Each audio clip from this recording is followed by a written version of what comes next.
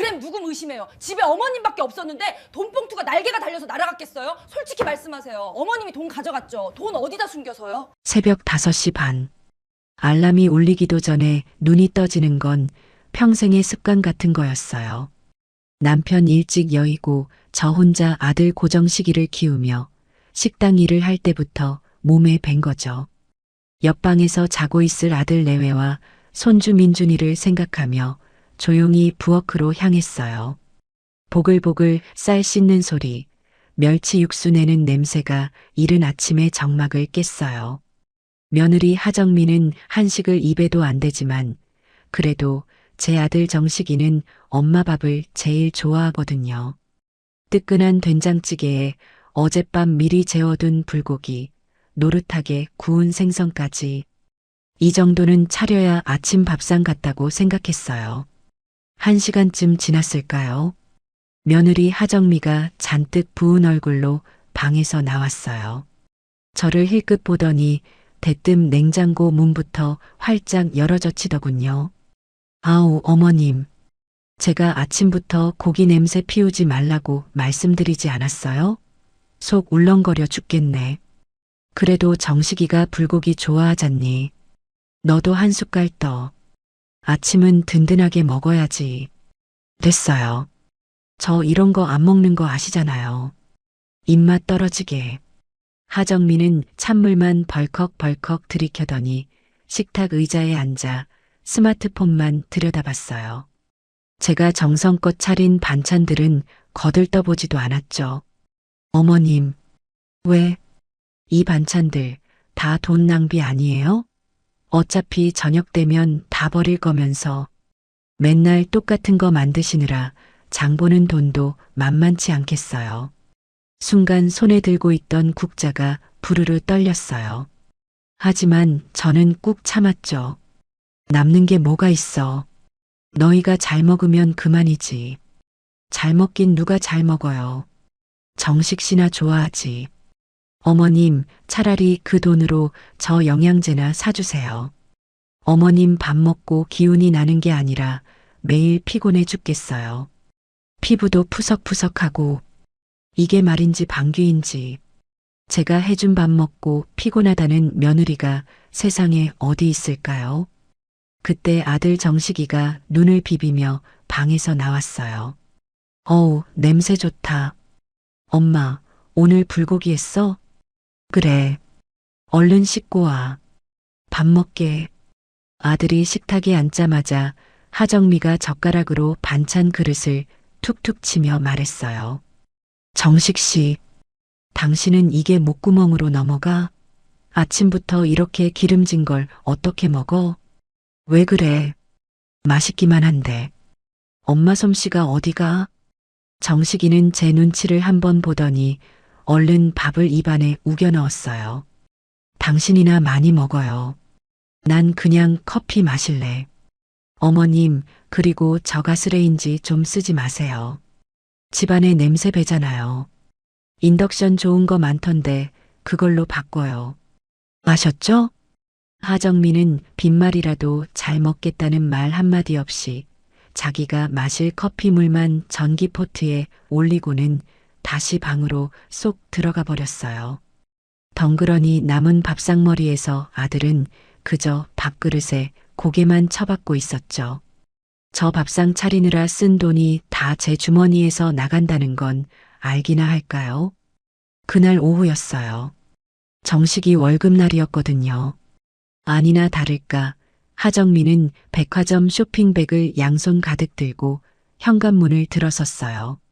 누가 봐도 값비싸 보이는 주황색, 파란색 쇼핑백들이었죠. 아가, 그건 다 뭐니? 또 뭘 그렇게 많이 샀어? 아, 이거요? 다 민준이 거랑 제 거예요. 정식 씨는 양말 하나 사줬네요. 아니, 아들 월급날인 건 알지만 씀씀이가 너무 큰 거 아니니? 그걸 다 어디다 쓰려고. 제가 한마디 하자 하정미는 들고 있던 쇼핑백을 소파에 거칠게 내려놓으며 저를 쏘아봤어요. 어머님이야말로 돈도 안 버시면서 집에 그냥 계시잖아요. 제가 이 집 살림 관리하느라 얼마나 힘든지 아세요? 민준이 교육비는 생각 안 하세요? 이게 다 투자라고요. 투자. 투자는 무슨.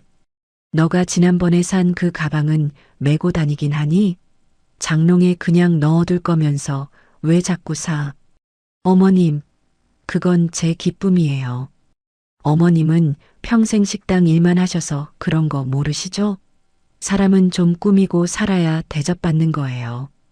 기가 막혔어요. 저렇게 벌벌 떨면서 돈 쓸 거면 저한테 손이나 벌리지 말 것이지. 그래서 말인데요, 어머님. 또 뭐? 이번 달 생활비 지난달보다 50만 원 더 주세요. 뭐? 50만 원을 더 달라고? 아니, 지난달에 올려준 게 얼만데. 민준이 학원비 올랐어요. 영어 유치원에서 이제 특별 활동으로 승마까지 한대요. 남들 다 하는데 우리 민준이만 뺄 수 없잖아요.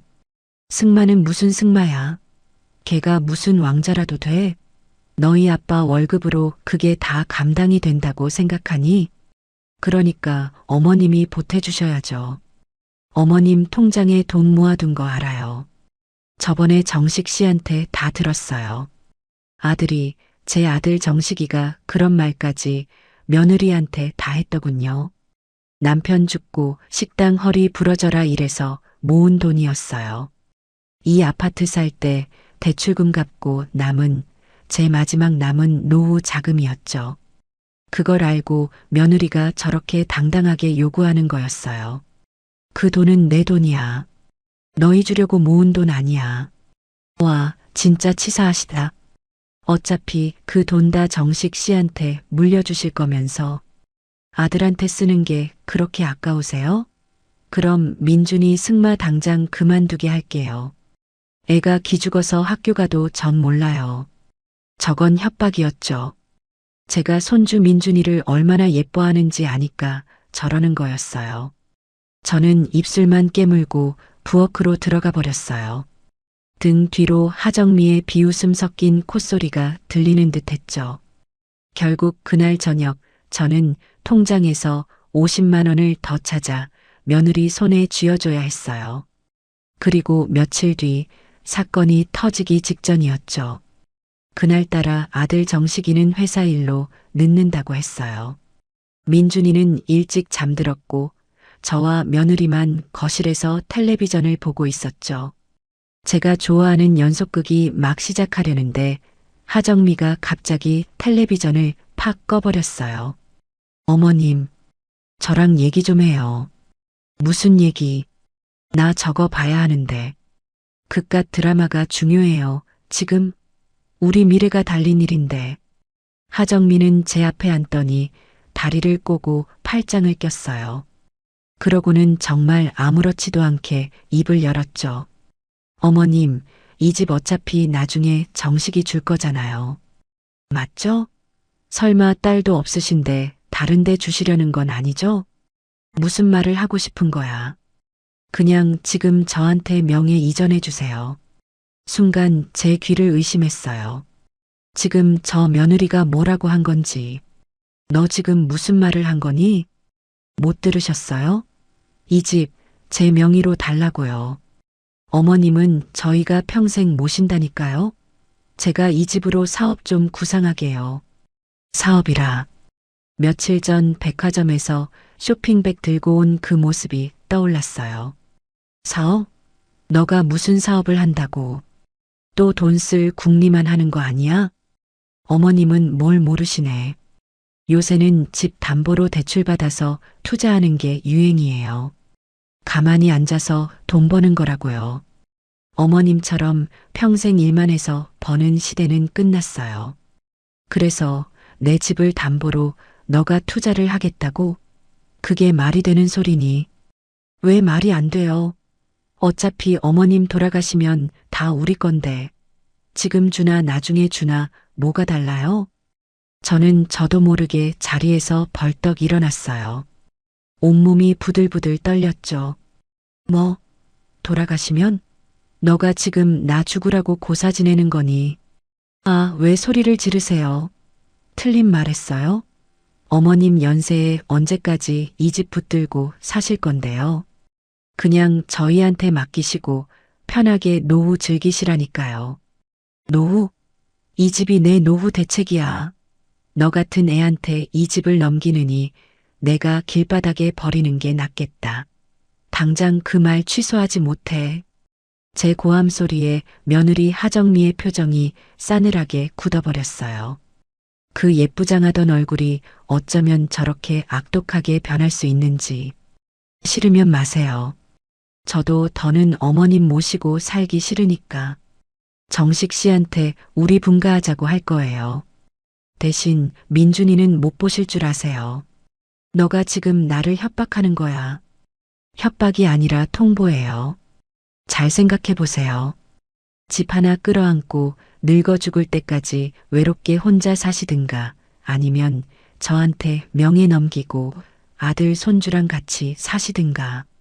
하정미는 그 말만 남기고 자기 방으로 쾅소리 나게 문을 닫고 들어가 버렸어요. 저는 거실 한복판에 서서 한참을 움직일 수가 없었죠. 그때 현관문 열리는 소리가 들리고 아들 정식이가 들어왔어요. 다녀왔습니다. 엄마, 왜 거기 서 계세요? 무슨 일 있었어? 저는 떨리는 목소리로 아들을 붙잡고 방금 있었던 일을 전부 말했어요. 정식아, 정미가 나한테 이 집 명의를 자기 앞으로 넘기라고 하더라. 내가 죽으면 다 자기 거라면서. 제 말을 들은 정식이의 표정이 난처하게 일그러졌어요. 엄마 정미가 그냥 해본 소리겠지. 걔가 뭘 안다고. 그냥 사업하고 싶어서 그런가 보지. 해본 소리. 너가 듣기에도 그게 해볼 소리니. 걔 눈빛을 봤어야 해. 아, 알았어, 엄마. 내가 나중에 정미한테 잘 말해볼게. 그러니까 엄마도 너무 화내지 마. 정미가 요새 스트레스가 많아서 그래. 응? 피곤하다. 나 먼저 씻을게. 아들은 제 어깨를 몇 번 툭툭 두드리고는 욕실로 들어가 버렸어요.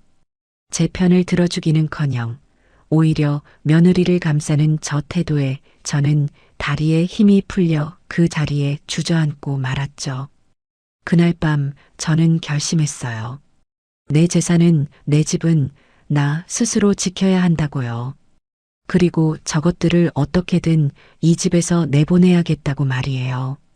저 며느리의 탐욕이 어디까지 갈지 저는 그때까지만 해도 상상도 못하고 있었어요. 그게 바로 며칠 뒤 저를 도둑으로 몰아세울 그 끔찍한 사건의 시작이었죠. 며느리 하정미에게 집 명의를 거절한 그날 이후 집안 공기는 얼음장처럼 차가워졌어요. 하정미는 저를 아예 없는 사람 취급했죠. 제가 거실에 앉아 있으면 자기도 보란 듯이 소파에 누워 과자를 부스러뜨리며 먹었고 제가 말을 걸면 이어폰을 꽂고는 들리지 않는 척했어요. 아들 정식이는 그 사이에서 눈치만 보며 엄마 정미가 아직 어려서 그래 라는 멍청한 소리나 하고 있었죠. 그러던 며칠 뒤 손주 민준이의 7번째 생일이 다가왔어요. 그날 아침은 웬일로 하정미가 부산을 떨더군요. 물론 저를 위해서가 아니라 오늘 저녁에 친척들이 오기로 되어 있었거든요. 어머님, 오늘 저녁에 제 친정 식구들이랑 아주버님네 식구들 올 거예요. 아시죠? 알지. 그래서 아침부터 잡채 재료 다듬고 있었잖니. 아우, 그런 거 하지 마세요. 촌스럽게. 제가 그냥 백화점 식품관에서 밀키트랑 샐러드 사올 거예요. 어머님은 그냥 가만히 계시는 게 도와주시는 거예요. 괜히 주방 어지르지 마세요. 제 손에 들려있던 당근이 바닥으로 떨어졌어요. 평생을 음식 장사로 자식 먹여 살린 저한테 촌스럽다니요.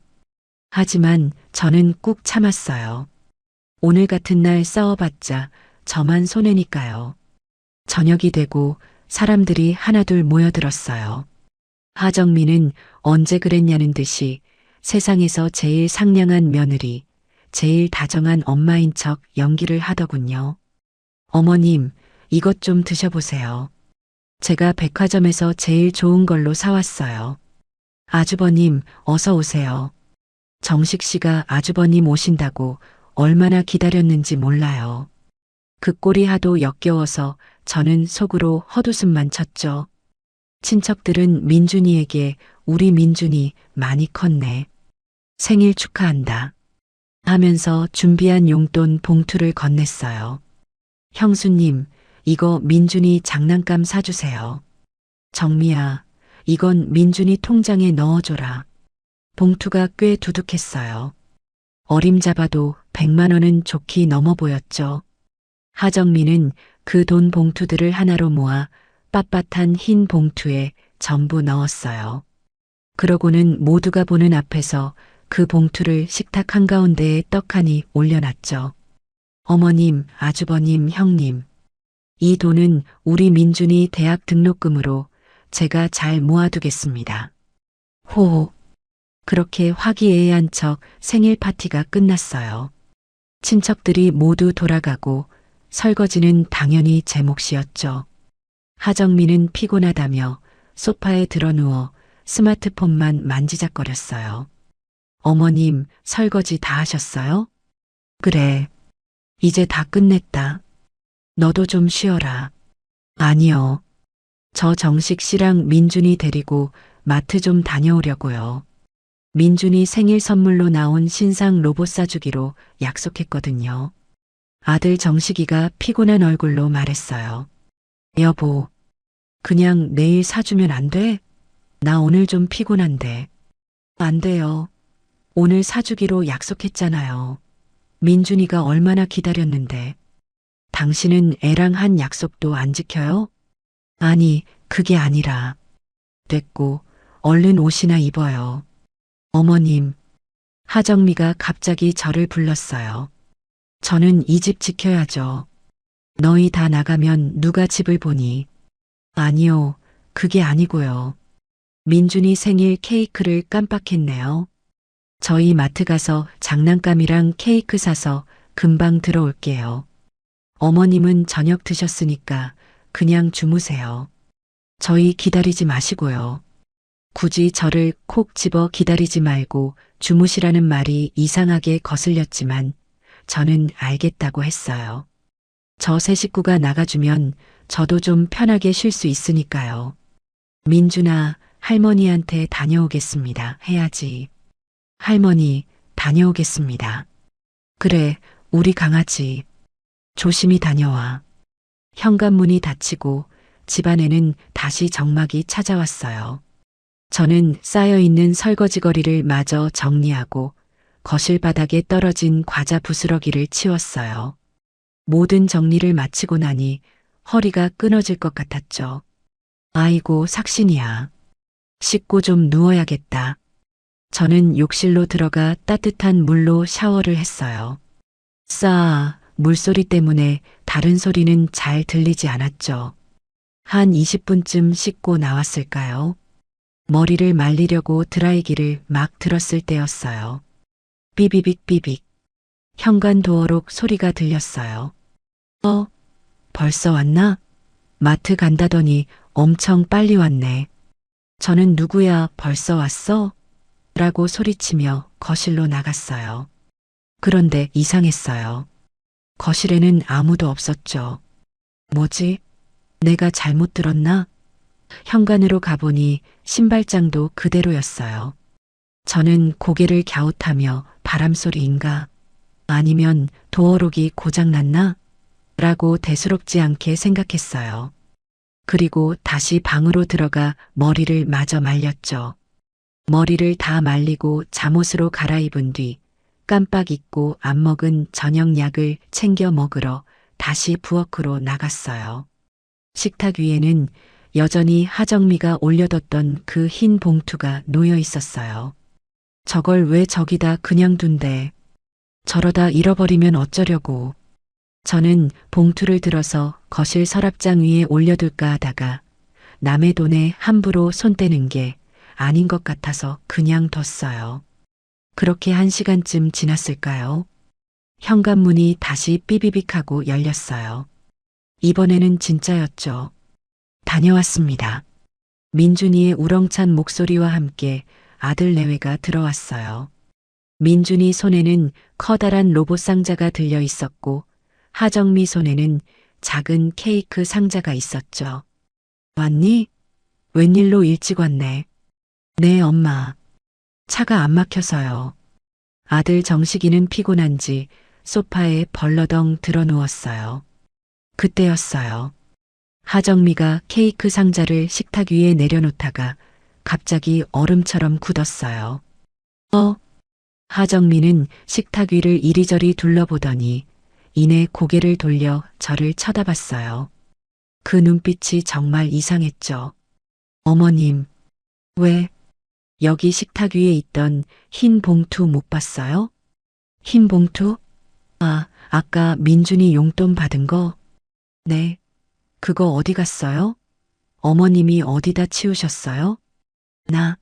난 안 만졌는데. 아까 거기 그대로 있던데. 제 말이 끝나자마자 하정미가 갑자기 돌고래 같은 비명을 질렀어요. 없어졌어요. 없어졌다고요. 어머님, 돈 봉투 어디 갔어요? 저도 깜짝 놀라서 식탁으로 달려갔어요. 정말이었어요. 제가 아까 약 먹을 때만 해도 분명히 그 자리에 있던 흰 봉투가 감쪽같이 사라진 거였죠. 이상하다 아까까지만 해도 분명히 있었는데. 너희 나가고 아무도 안 왔는데. 아무도 안 오긴 누가 안 와요. 집에 어머님 혼자 계셨잖아요. 하정미가 저를 노려보며 소리쳤어요. 그 눈빛은 단순한 의심이 아니었어요. 확신이었죠. 너 지금 무슨 말을 하는 거야? 설마 나를 의심하는 거니? 그럼 누굴 의심해요? 집에 어머님밖에 없었는데 돈 봉투가 날개가 달려서 날아갔겠어요? 어머님, 솔직히 말씀하세요. 어머님이 돈 가져갔죠. 뭐라고? 이해가 지금 미쳤나? 내가 그 돈을 왜 가져가? 왜 가져가긴요? 돈 필요하시잖아요. 저번에 저한테 50만 원 더 달라고 하셨다가 제가 안 된다고 하니까 그것 때문에 그러신 거예요?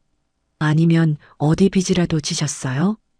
하정미는 저번에 제가 생활비를 더 달라고 했던 일까지 끌어들여 저를 몰아세웠어요. 하정미, 너가 말을 어떻게 그렇게 하니? 저는 너무 억울하고 기가 막혀서 아들을 쳐다봤어요. 저의 유일한 피부치, 제 아들 정식이를요. 정식이가 이 말도 안 되는 상황을 정리해 줄 거라고 믿었어요. 정식아, 너가 좀 말해봐. 너의 마누라가 지금 나를 도둑으로 몰고 있잖니. 엄마가 그런 사람 아니라는 거 너가 제일 잘 알잖아. 아들 정식이가 소파에서 천천히 일어났어요. 그러더니 저와 하정미를 번갈아 쳐다보며 난처한 표정을 지었어요. 엄마, 정미야, 그만해. 엄마가 그러셨겠어? 뭐, 정식 씨는 지금 이게 말이나 된다고 생각해요? 집에 있던 돈이 없어졌는데 범인은 어머님밖에 없잖아요. 엄마 혹시 어디 급하게 쓸 때가 있었던 거야? 순간 제 심장이 바닥으로 쿵 떨어지는 것 같았어요. 뭐라고? 정식아, 너가 지금? 아니, 내 말은 엄마가 혹시 돈이 급하게 필요해서 잠깐, 아주 잠깐만 쓰려고 하셨던 거 아니냐는 거지. 정미야, 너도 이해 좀 해. 엄마도 돈이 필요하셨을 수 있잖아. 제 아들이 저를 믿어주지 않았어요.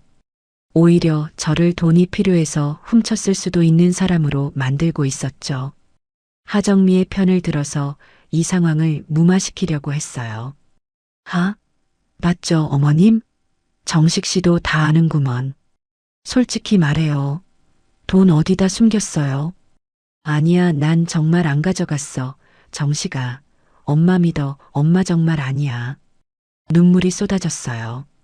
며느리가 나를 도둑으로 모는 것보다 내 아들이 나를 믿어주지 않는다는 사실이 몇천 배는 더 고통스러웠어요. 하정미는 그 틈을 놓치지 않고 제 방으로 쳐들어갔어요. 당장 내놔요. 어디다 숨겼는지 내가 다 찾아낼 거니까. 하정민은 제 서랍을 열고 옷장을 열어젖히며 제 옷가지들을 바닥으로 다 내팽개쳤어요. 이불을 들추고 베개 속까지 확인했죠. 어딨어요? 말해요. 그만해. 당장 그만두지 못해. 남의 방을. 남의 방? 이 집이 어머님 거예요? 어머님이 돈 훔쳐놓고 지금 큰 소리예요? 그때 아들 정식이가 제 앞을 막아섰어요. 엄마, 제발, 그냥 정미한테 사과해. 내가 나중에 엄마 필요한 돈 다 드릴게. 응? 이렇게 시끄럽게 하지 말고 민준이도 보고 있잖아. 손주 민준이가 제 방문 앞에서 겁에 질린 얼굴로 울고 있었어요. 저는 그 자리에 주저앉아 버렸어요. 내 아들은 나를 배신했고 며느리는 나를 도둑으로 만들었어요. 이 집에서 저는 완벽하게 혼자가 되었죠. 하정민은 제 방을 다 뒤지고도 돈이 나오지 않자 제 방문 앞에 버티고 서서 말했어요. 좋아요. 지금 당장 안 내놓겠다 이거죠? 그럼 어머님 오늘부터 이 방에서 한 발짝도 못 나오실 줄 아세요. 돈 내놓기 전까지는 어머님 얼굴 볼 생각 없으니까. 하정민은 그렇게 말하고는 거실로 나가 텔레비전을 켰어요.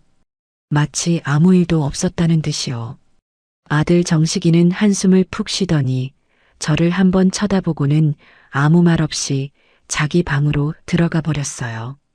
저는 엉망이 된 방바닥에 홀로 남아 소리도 내지 못하고 울었어요. 억울함과 배신감에 온몸이 갈기갈기 찢기는 것 같았죠. 그날 밤 저는 제 방에 갇혔어요.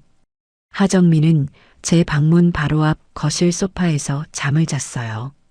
제가 화장실이라도 가려고 문을 열면 돈 찾으셨어요? 돈 안 내놓을 거면 들어가지도 마세요. 라며 저를 막아섰죠. 아들 정식이는 아예 방에서 나오지도 않았어요. 이 모든 상황을 외면하고 싶다는 듯이요. 저는 뜬 눈으로 밤을 새웠어요. 엉망이 된 방바닥에 주저앉아 내가 왜 이런 취급을 당해야 하는지 몇 번이고 되뇌었어요. 남편 죽고 악착같이 일했어요. 식당 주방에서 뜨거운 불 앞에 서서 화상 입어가며 돈 벌었고 그렇게 번 돈으로 정식이 남들 부럽지 않게 대학까지 다 가르쳤죠. 결혼할 때도 이 집, 제 전 재산을 털어서 아들 내외 편하게 살라고 같이 들어온 거였어요. 그런데 돌아온 게 고작 이거였죠. 며느리에게는 돈 안 버는 늙은이 취급을 당하고 아들에게는 며느리보다 못한 존재가 되었어요. 정식아, 너가 어떻게 나한테 이럴 수 있어? 너가 어떻게 배신감에 치가 떨렸어요? 며느리 하정미에 대한 분노보다 아들 고정식에 대한 원망이 더 컸죠. 차라리 모르는 사람이었으면 이렇게까지 억울하지는 않았을 거예요. 새벽이 밝아오고 있었어요. 저는 퉁퉁 부은 눈으로 창밖만 바라봤죠. 이대로 당할 수는 없어. 내가 훔치지 않았다는 걸 증명해야 해. 어떻게든 증명해야 해. 하지만 방법이 없었어요. 집에 있던 사람은 저 하나뿐이었고 돈은 사라졌죠. 며느리가 꾸민 짓이라고는 꿈에도 생각 못했어요. 그저 내가 잠시 조는 사이에 누가 들어왔다 나갔나 하는 비현실적인 생각만 할 뿐이었죠. 그때였어요. 제 머릿속을 무언가가 번개처럼 스치고 지나갔어요. CCTV. 맞아요. CCTV였어요. 한 달 전쯤이었죠. 제가 베란다에 뒀던 남편이 생전에 유일하게 사준 낡은 괴종시계가 있었어요. 그걸 며느리 하정미가 저한테 말 한마디 없이 집안 분위기 망친다라며 고물상에 팔아버린 일이 있었죠. 그때 제가 일주일 내내 울면서 며느리한테 따졌지만 며느리는 그깟 고물이 뭐가 중요하냐라며 오히려 저한테 유난 떤다고 화를 냈어요. 그 일 이후로 저는 며느리가 무서워졌어요. 내가 아끼는 물건들, 심지어는 나 자신까지 저 며느리가 언젠가 내다버릴지도 모른다는 공포가 생겼죠. 그래서 아들 내외 몰래 거실 천장 구석, 에어컨 옆에 작은 가정용 CCTV를 설치했어요. 손주 민준이가 혼자 있을 때 안전한지 보겠다는 핑계였지만 사실은 하정미를 감시하기 위한 목적이었죠.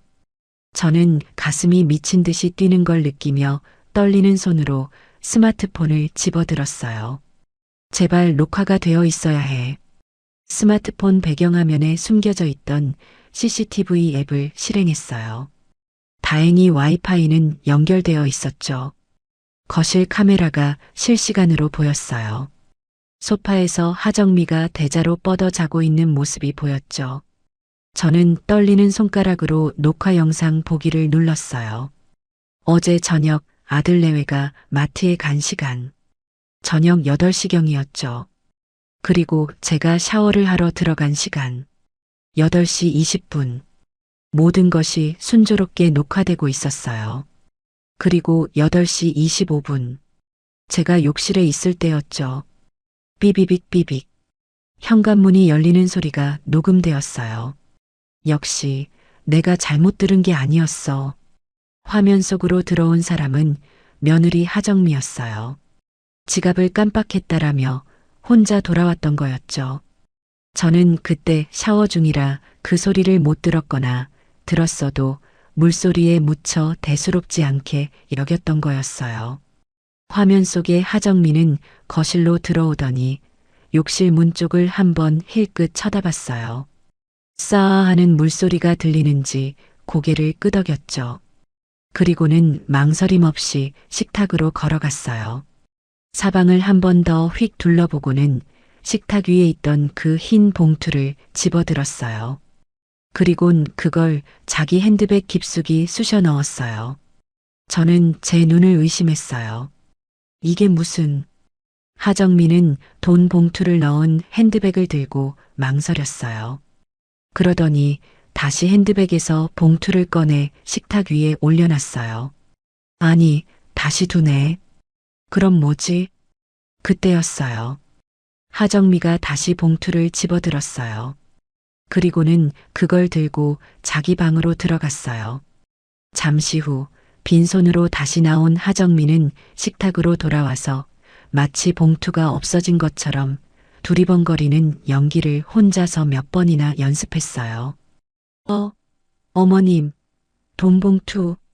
이런 대사까지 혼자 중얼거리면서요. 그러고는 만족스러운 미소를 지으며 현관문으로 조용히 다시 나갔어요. 저는 스마트폰을 든 채로 그 자리에 얼어붙었어요. 온몸에서 피가 빠져나가는 느낌이었죠. 며느리가 자작극을 벌인 거였어요. 자기가 돈을 숨겨놓고 저를 도둑으로 몰아세운 거였죠. 왜? 이유는 하나밖에 없었어요. 진명이. 며칠 전 제가 진명의 이전을 거절하자 저를 이 집에서 내쫓기 위해 이런 끔찍한 짓을 꾸민 거였어요. 저를 도둑으로 만들어서 아들 정식이가 제게서 등을 돌리게 만들려고요.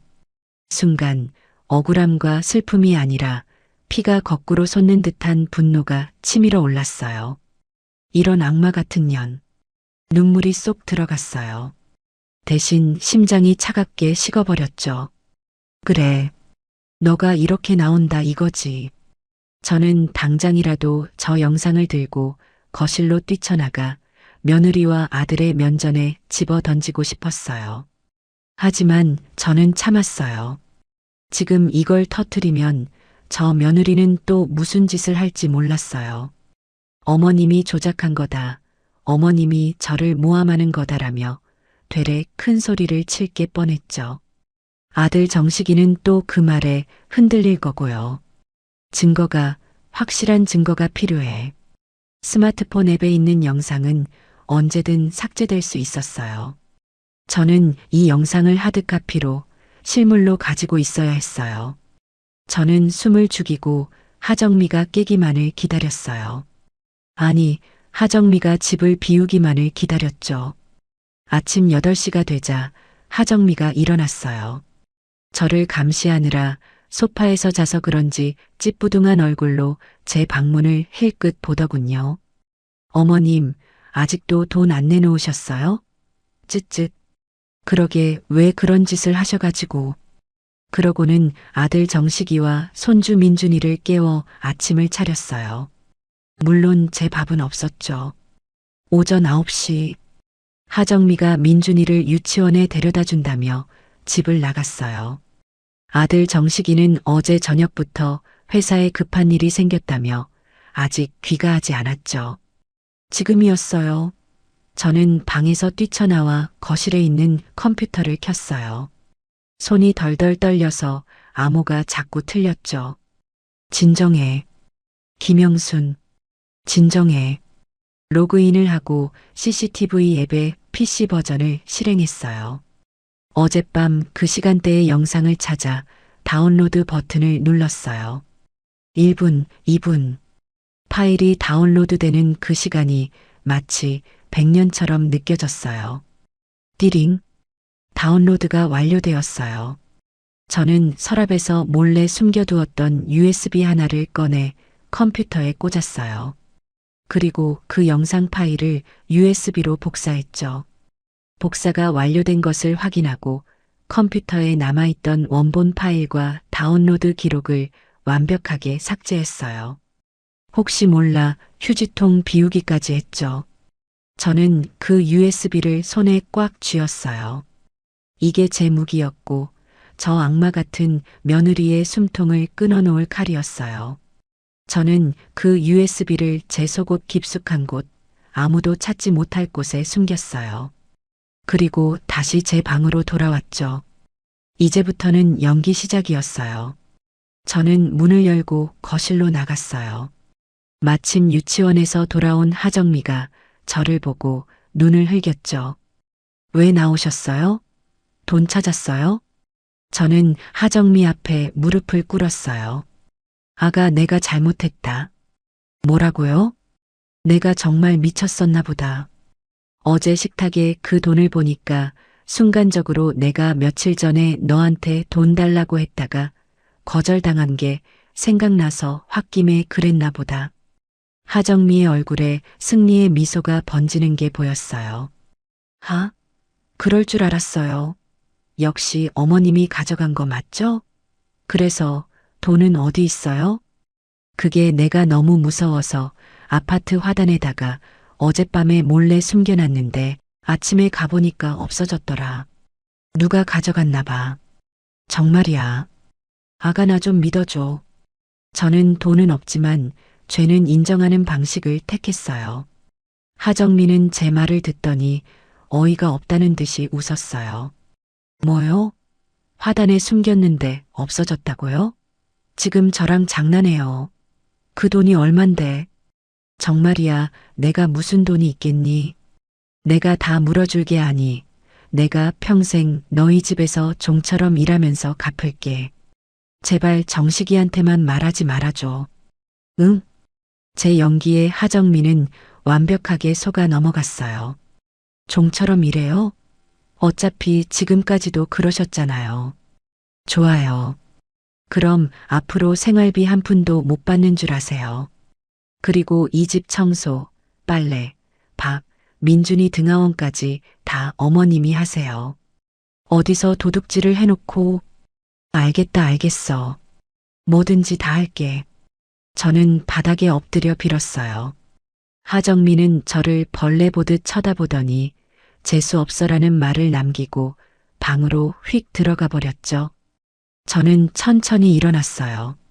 무릎이 아팠지만 그것보다 더 차가운 복수심이 제 심장을 뛰게 했어요. 그래, 하정미.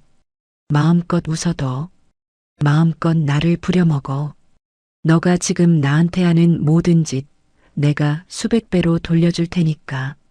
너희가 발붙이고 있는 이 집에서 내가 너희를 어떻게 내쫓는지 똑똑히 보게 될 거야. 그날 이후 저는 그 집에서 도둑이자 죄인으로 살았어요. 며느리 하정미는 제 자백을 받아냈다는 사실에 아주 의기양양했죠. 저를 부려먹는 강도는 상상을 초월했어요. 어머님, 지금 소파에서 뭐 하세요? 걸레질 안 해요? 저기 구석에 먼지 쌓인 거 안 보여요?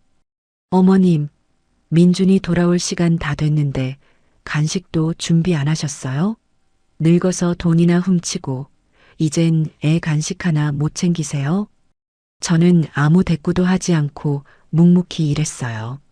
하정민은 제가 순순히 따르자 더 기고만장해졌죠. 가장 비참했던 건 밥 먹는 시간이었어요. 도둑이랑은 겸상 안 해요. 하정민은 저를 식탁에 앉지도 못하게 했어요. 어머님은 그냥 부엌 바닥에서 드세요. 그것도 감지덕지한 줄 아시고요. 우리가 먹다 남긴 거 드릴 테니까. 아들 정식이가 퇴근하고 돌아와도 상황은 마찬가지였어요. 정식 씨, 어머님은 먼저 드셨대요. 우리는 우리끼리 먹어요. 이거 당신 좋아하는 갈비찜이에요. 정식이는 부엌 구석에서 찬밥에 물 말아 먹는 저를 힐끗 쳐다봤지만 그저 한숨만 한번 푹 쉴 뿐 아내를 말리지 않았어요. 아니, 말릴 생각이 없어 보였죠. 아들 녀석에게 저는 이미 며느리 돈을 훔친 부끄러운 엄마일 뿐이었어요. 하정미의 만행은 거기서 그치지 않았어요. 손주 민준이에게까지 저를 멀리하도록 시켰죠. 민준아, 할머니한테 가지 마. 할머니가 민준이 돈 훔쳐간 도둑이야. 할머니 말 들으면 민준이도 도둑 되는 거야. 알았지? 7살짜리 아이가 뭘 알겠어요. 엄마가 하는 말을 그대로 믿었죠. 제가 민준이를 보며 우리 강아지 오늘 유치원에서 뭐 했어? 라고 말을 걸면 민준이는 제 뒤로 숨거나 할머니 저리 가. 도둑이야. 라고 소리치며 울었어요. 그때마다 제 가슴은 갈기갈기 찢어졌지만 저는 이를 악물었어요. 조금만 참자. 김영순, 조금만 더 참으면 돼. 저는 밤마다 제 방에서 그 USB를 만지작거렸어요. 이게 제 유일한 희망이었죠. 며칠이 더 지났어요. 저는 하정미에게 거짓말을 했어요. 아가, 내가 너한테 훔친 돈을 갚아야 하는데 도저히 돈 나올 구멍이 없네. 혹시 내가 예전에 식당 일할 때 알던 동생한테라도 가서 10만 원이라도 꿔볼까 하는데 잠깐 나갔다 와도 될까? 하정미는 돈을 갚겠다는 말에 귀가 솔깃했는지 의심의 눈초리를 거두지 않으면서도 고개를 끄덕였어요. 좋아요. 대신 2시간 안에 돌아오세요. 괜히 어디로 튈 생각 마시고요. 어머님 주민등록증은 제가 가지고 있을게요. 알겠다. 고맙다, 아가. 저는 낡은 외투를 걸치고 집을 나섰어요. 하지만 제가 향한 곳은 친구 집이 아니었죠. 동네에서 가장 크고 입이 무겁기로 소문난 부동산이었어요. 부동산 사장이 저를 보더니 반갑게 인사했어요. 어이구, 사모님. 웬일이세요? 그 집에서 평생 사실 것처럼 하시더니. 사장님, 저 급하게 집 좀 내놓으려고요. 네, 집을요? 그 좋은 로열층을 왜요? 무슨 일 있으세요? 묻지 마시고 이 집 가장 빨리 팔아주세요. 가장 빨리요? 아무리 빨라도 1~2달은 걸릴 텐데요. 아니요. 일주일이요. 일주일 안에 팔아주세요. 시세보다 5천만 원 아니 1억 싸게 내놓을게요. 제 말에 부동산 사장이 눈이 동그래졌어요. 1억이나 싸게요? 사모님, 진짜 무슨 일 있으신 거죠? 그러지 마시고. 사장님, 저 지금 돈이 급해서 그래요. 대신 조건이 있어요. 조건이요? 절대 조용히 진행해야 해요. 우리 아들 며느리 아무도 모르게 해야 해요. 그리고 계약하는 날, 잔금 치르는 날, 전부 저한테만 연락 주셔야 해요. 하실 수 있겠어요? 부동산 사장은 제 비장한 표정을 보더니 무언가 큰일이 있다는 걸 직감한 듯 했어요. 알겠습니다, 사모님. 집안 사정은 모르겠지만 시세보다 1억이나 싸면 일주일이 아니라 3일 안에도 팔 수 있어요. 현금 부자들 줄 섰죠. 저만 믿으세요. 고맙습니다. 그럼 저는 이만 가볼게요. 연락 기다리겠습니다. 저는 부동산을 나와 약속한 2시간을 채우기 위해 공원 벤치에 앉아 있었어요. 이제 주사위는 던져졌어. 집에 돌아가면 또 어떤 모욕이 저를 기다리고 있을까요? 하지만 이젠 두렵지 않았어요. 끝이 보였으니까요. 집에 돌아오자마자 하정미가 저를 닥달했어요. 돈은요? 돈 구해 오셨어요? 10만 원이라도 가져왔어요? 아니, 그 동생이 지금은 돈이 없다고 하네. 미안하다. 내가 내일은 다른 데 알아볼게. A씨, 재수없게. 그럼 그렇지. 돈도 못 구하면서 나가긴 왜 나가요. 당장 가서 저녁이나 차려요. 그날 밤이었어요. 아들 정식이가 퇴근하고 돌아왔는데 표정이 아주 심각했어요. 하정미가 그새 또 무슨 말을 했는지 저를 보자마자 제 방으로 끌고 들어갔죠. 엄마, 왜 정식아? 엄마, 나 진짜 힘들어 죽겠어. 엄마가 그 돈 훔친 거 나도 알아. 정미가 다 말해줬어. 화단에 숨겼다가 잃어버렸다면서. 저는 아무 말도 하지 않았어요. 엄마, 도대체 왜 그랬어? 내가 돈 필요하면 말하라고 했잖아. 왜 그런 식으로? 엄마 때문에 내가 회사에서도 일이 손에 안 잡혀. 집에 오면 정미는 정미대로 날리고. 나 정말 이혼이라도 하고 싶어. 그래서 나보고 어쩌라고. 엄마, 정식이가 제 손을 잡았어요. 그냥 정미한테 정식으로 사과 한 번만 제대로 하면 안 될까? 사과? 응. 엄마가 잘못했다고, 다시는 안 그러겠다고. 무릎 꿇고 빌어. 그럼 정미도 마음 좀 풀릴 거야. 내가 옆에서 거들게. 응? 우리 그냥 이렇게 시끄럽게 살지 말자. 나 중간에서 너무 힘들어, 엄마. 저는 제 손을 잡은 아들의 손을 쳐다봤어요. 어릴 적 그토록 곱고 작았던 아들의 손이 지금은 저를 지옥으로 밀어넣고 있었죠. 그래, 너는 끝까지 내 아들이 아니었구나. 저는 아들에 대한 마지막 미련, 마지막 정까지 그 순간 깨끗하게 잘라냈어요. 저는 아들을 보며 희미하게 웃었어요. 알겠다. 정식아. 정말 엄마? 그래. 너가 그렇게 힘들다는데 엄마가 해줘야지. 내가 이 일 곧 끝낼게. 너희 힘들지 않게 내가 다 끝낼게. 아들 정식이는 제 말을 사과하겠다는 뜻으로 알아들었는지 그제야 환하게 웃었어요. 고마워, 엄마.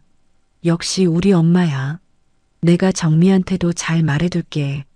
아들은 룰루랄라 방을 나갔어요. 저는 그 뒷모습을 보며 속으로 말했죠. 그래, 내가 끝내줄게. 너희가 이 집에서 누리는 이 가짜는 행복. 내가 아주 뿌리째 뽑아서 끝내줄게. 그리고 바로 다음 날 아침이었어요. 하정미와 정식이가 민준이를 유치원에 데려다 주러 나간 사이 제 휴대전화가 조용히 울렸어요.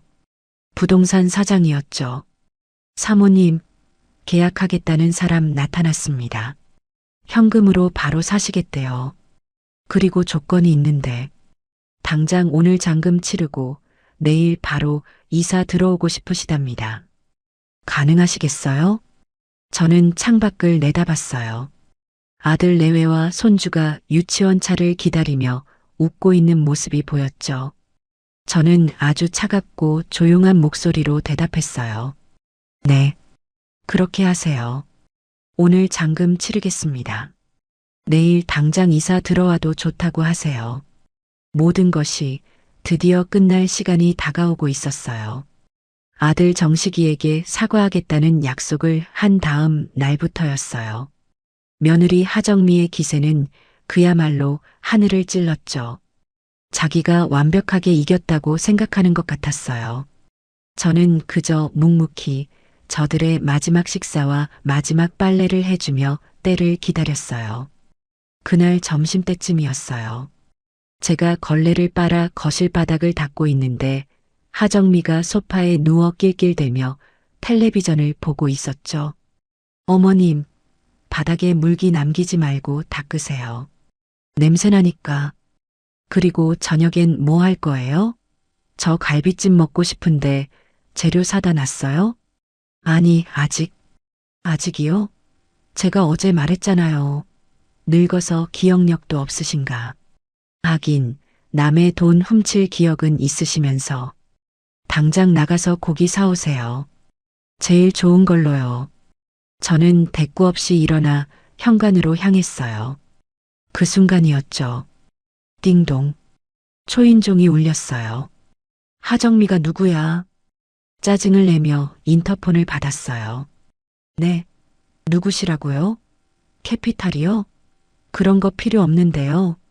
그런데 화면 속의 남자가 무어라 말했는지 하정미의 얼굴이 새하얗게 질렸어요. 잘못 찾아오셨어요. 끊어요. 하정미가 황급히 인터폰을 끊었어요. 하지만 남자는 포기하지 않고 현관문을 쾅쾅 두드리기 시작했죠. 하정미 씨, 안에 있는 거 다 압니다. 문 여세요. 오늘까지 갚기로 한 돈 안 내놓으면 어떻게 되는지 아시죠? 어머님, 뭐해요? 저 사람 못 들어오게 해요. 빨리. 하정미가 저를 방패막이 삼아 제 등 뒤로 숨었어요. 문 밖의 남자는 거의 문을 부술 것처럼 윽박질렀어요. 하정미 씨, 이 집 당신 집도 아니라며 남의 집에 얹혀 살면서 무슨 빚을 이렇게 져. 당장 안 나오면 내가 이 집 주인한테 다 말할 거야. 그때 하정미가 공포에 질린 목소리로 저에게 매달렸어요. 어머님, 제발 저 사람 좀 보내주세요. 네. 어머님이 돈 없다고 잘못 찾아왔다고 해주세요. 네. 저는 제 팔을 붙잡은 하정미의 손을 차갑게 쳐다봤어요.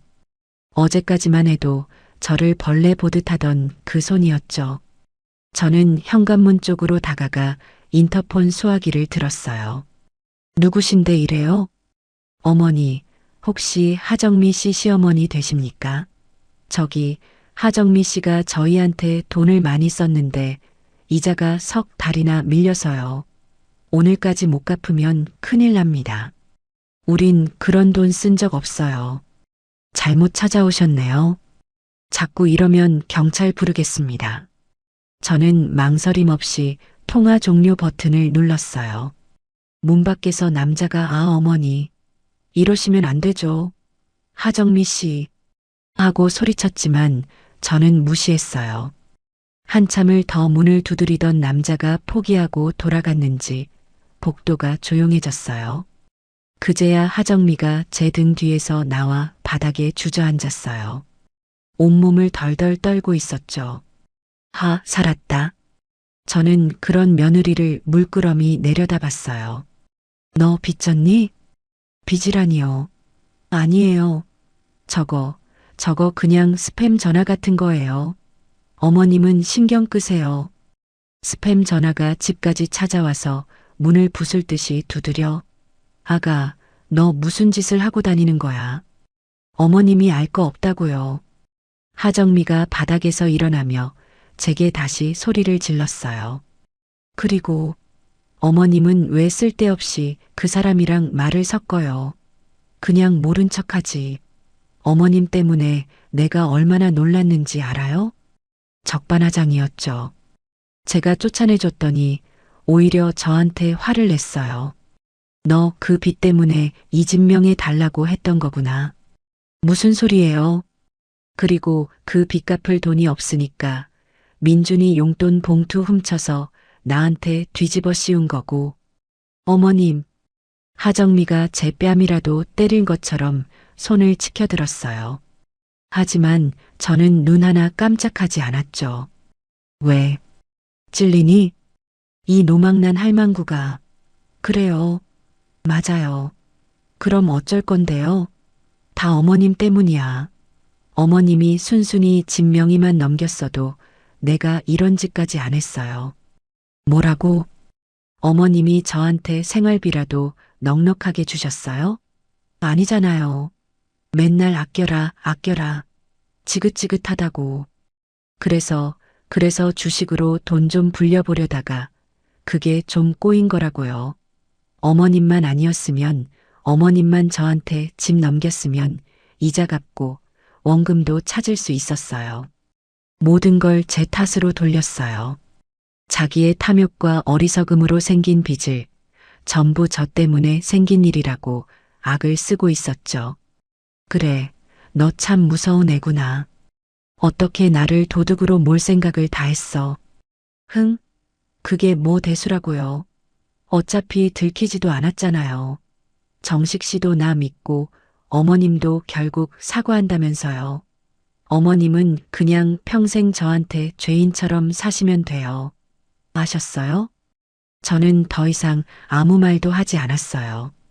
저런 악마와 무슨 말을 더 하겠어요. 갈비 사러 가야지. 뭐예요? 너가 갈비찜 먹고 싶다고 했잖니. 사와야지. 너의 마지막 만찬이 될지도 모르는데. 뭐라는 거야, 진짜. 재수 없게. 빨리 사와요. 제일 비싸고 좋은 걸로. 어머님 돈으로. 하정민은 그 와중에도 제 돈으로 고기를 사오라고 소리쳤어요. 저는 지갑을 들고 집을 나섰어요. 그래. 마지막이니까. 제일 좋은 걸로 사다 줘야지. 하지만 제가 향한 곳은 정육점이 아니었어요.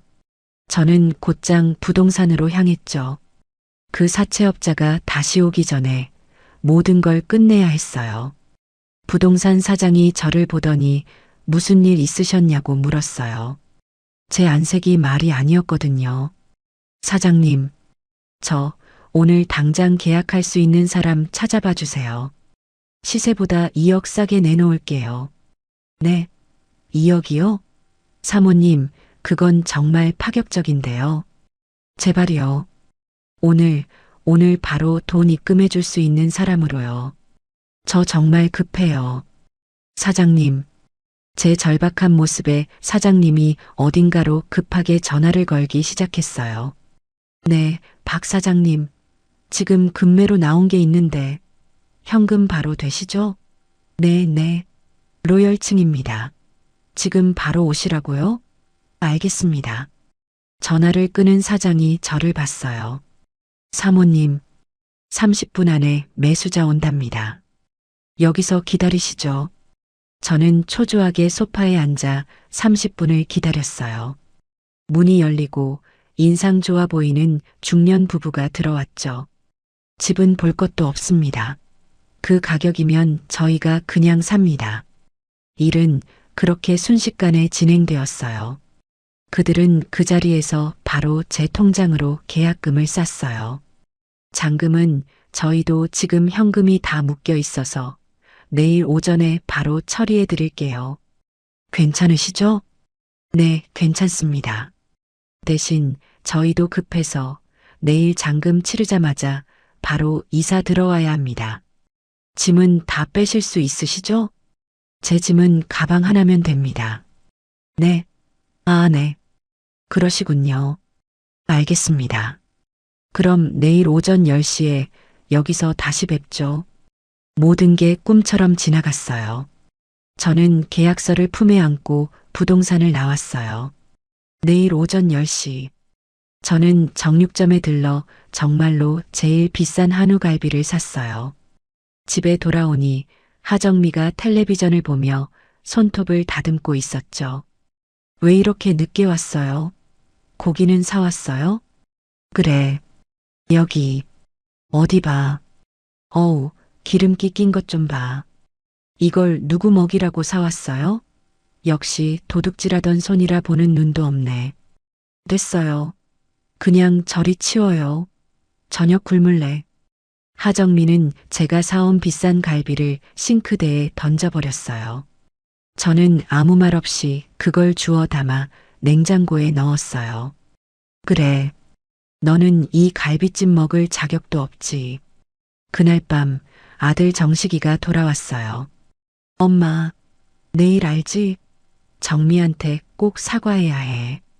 정식아. 왜 엄마? 너는 엄마 믿니? 엄마, 그 얘기 또 해? 내가 엄마가 돈 훔친 거 안다고 했잖아. 정미가 다 봤다는데, 아니, 정미가 아니라도 엄마가 자백했잖아. 화단에 숨겼다가 잃어버렸다고. 저는 아무 말도 하지 않았어요. 엄마, 나 정말 힘들어. 그냥 내일 사과 한 번만 해. 그럼 나도 엄마한테 더 잘할게. 정미도 엄마한테 함부로 못하게 할게. 응? 저는 아들 녀석의 그 멍청하고 이기적인 얼굴을 가만히 바라봤어요. 알겠다. 내일 꼭 끝낼게. 아들은 그제야 안심이라는 듯 웃었어요. 저는 제 방으로 들어와 내일 입고 나갈 가장 깨끗한 외투를 꺼내 옷걸이에 걸어두었어요. 다음 날 아침이 밝았어요. 결전의 날이었죠. 새벽같이 일어난 저는 제 인생에서 마지막으로 그 집에 밥을 지었어요. 며느리 하정미가 깨기 전에 몰래 집을 빠져나가야 했죠. 그런데 제가 옷을 챙겨 입고 현관으로 향하는 순간 하정미가 방문을 열고 나왔어요.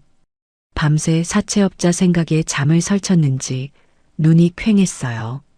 어머님, 이 새벽에 어딜 또 나가시려고요? 바람 좀 쐬러 그런다. 됐네요. 어디 못 가요. 오늘 저한테 무릎 꿇고 사과하기로 했잖아요. 정식 씨 출근하면 바로 시작할 거니까 얌전히 소파에 앉아 계세요. 어디 도망갈 생각 마시고요. 하정미가 제 앞을 떡하니 가로막았어요.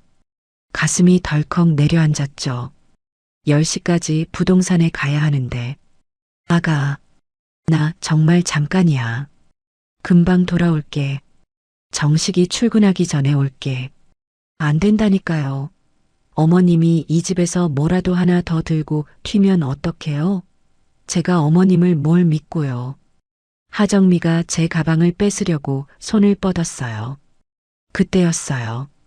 하정미, 너 지금 이게 무슨 짓이야? 아들 정식이가 방에서 나왔어요. 어제 제가 한 약속 때문에 제 편을 들어줄 준비가 되어 있었죠. 정식 씨? 왜 소리를 질러요? 엄마한테 지금 말하는 태도 좀 봐. 엄마가 바람 쐬러 가신다잖아. 그리고 내가 어제 말했지. 엄마가 오늘 너한테 사과하기로 했다고. 엄마가 이렇게까지 나오시는데 너가 왜 길길이 날뛰어? 하정미는 분하다는 듯 입술을 깨물었어요. 그래도 저 어머님 못 믿겠단 말이에요. 됐어. 내가 엄마 믿어. 엄마, 다녀오세요. 정미 말 신경 쓰지 마시고요. 대신 10시 전에는 꼭 들어오셔야 해요. 저 출근하기 전에 사과하는 거 보고 가야 저도 마음이 편하니까. 저는 아들 녀석의 그 멍청한 배려 덕분에 겨우 집을 빠져나올 수 있었어요. 10시 전? 아니, 난 다시는 이 집에 돌아오지 않을 거란다. 저는 차가운 아침 공기를 마시며 부동산으로 향했어요. 제 가방 속에는 집문서와 인감도장, 그리고 그 USB가 들어 있었죠. 부동산 사무실에는 어제 만났던 중년 부부가 이미 와서 저를 기다리고 있었어요. 아이고, 사모님, 오셨군요. 저희는 어제 잠도 못 잤습니다. 이렇게 좋은 집을 사게 돼서요. 아닙니다. 제가 감사하죠. 저는 자리에 앉아 말없이 서류에 도장을 찍었어요. 어제 계약금을 제외한 나머지 잔금 수억 원이 제 통장으로 바로 입금되는 것을 문자로 확인했죠. 제 평생 모은 돈보다 더 큰 금액이었지만 이상하게 아무 감흥이 없었어요. 그저 끝났다는 생각뿐이었죠. 사모님, 아니, 김영순 선생님, 정말 감사드립니다. 저희가 말씀드린 대로 오늘 1시부터 이사 들어가겠습니다. 짐은 정말 없으신 거죠? 네. 제 짐은 이미 다 챙겨 나왔습니다. 이 가방 하나가 전부예요. 저는 제 발밑에 놓인 낡은 수트케이시즈를 내려다봤어요. 아, 네. 그러시군요. 아무튼 정말 감사합니다. 이 집에서 행복하게 사세요. 두 분이야말로 부디 행복하게 사세요. 저보다 훨씬 더요. 저는 부동산을 나왔어요. 하늘이 어찌나 맑은지 눈이 부실 정도였죠. 이제 더 이상 돌아갈 집은 없었어요. 저는 곧장 근처 은행으로 향했어요.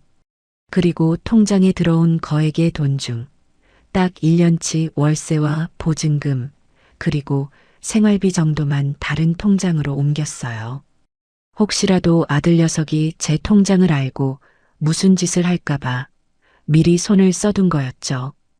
그러고는 어제 부동산 사장님께 부탁해서 미리 알아봐둔 조용하고 깨끗한 원룸형 오피스텔로 향했어요. 보증금을 내고 바로 계약을 했죠.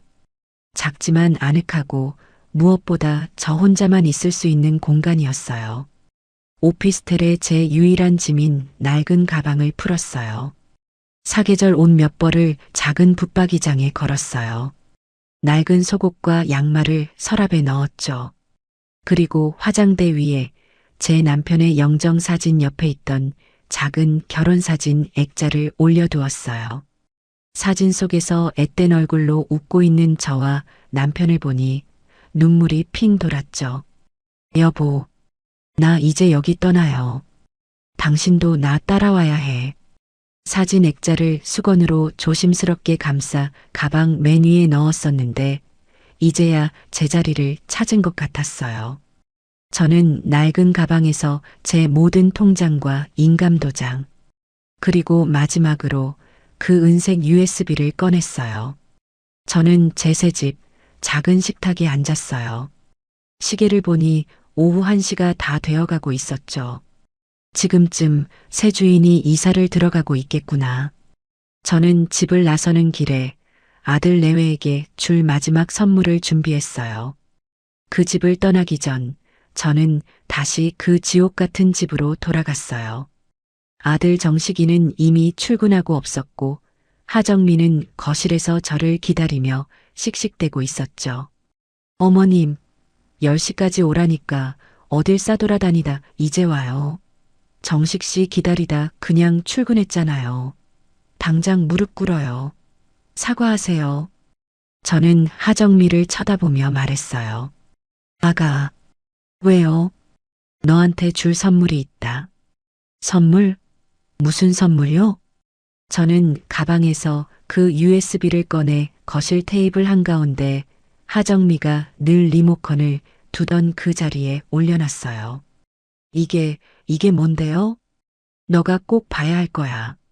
너의 핸드백에 돈 봉투 숨기는 너의 모습이 아주 잘 찍혀 있더구나. 네, 무슨 말이에요? 하정미의 얼굴이 하얗게 질렸어요. 그리고 아가, 이 집 내가 팔았다. 뭐라고요? 오늘 1시에 새 주인이 이사 들어올 거야. 짐 미리 싸두는 게 좋을 거다. 뭐 짐도 별로 없겠지만 너의 그 명품 가방들이나 잘 챙겨. 어머님, 지금 무슨 말을 하시는 거예요? 저는 비명을 지르는 며느리를 뒤로하고 제 낡은 가방을 끌고 현관으로 향했어요. 아, 그리고 어제 너가 싱크대에 던져버린 그 갈비. 내가 아까워서 다시 냉동실에 넣어뒀다. 그거 너의 마지막 만찬으로 찜이라도 해먹어라. 사채업자들 오기 전에. 어머님 안 돼요. 가지 마세요. 어머님. 하정미가 제 다리를 붙잡고 늘어졌어요. 저는 그 손을 힘껏 뿌리쳤죠. 이거 나. 어디 감히 더러운 손을. 저는 현관문을 열고 나섰어요. 어머님, 제발요. 제가 잘못했어요. 어머님, 철컥. 문이 닫히고 며느리의 절규 소리가 문 너머로 희미하게 들려왔어요. 저는 엘리베이터를 타고 1층으로 내려왔어요. 로비에는 거대한 이사 트럭이 들어오고 있었죠.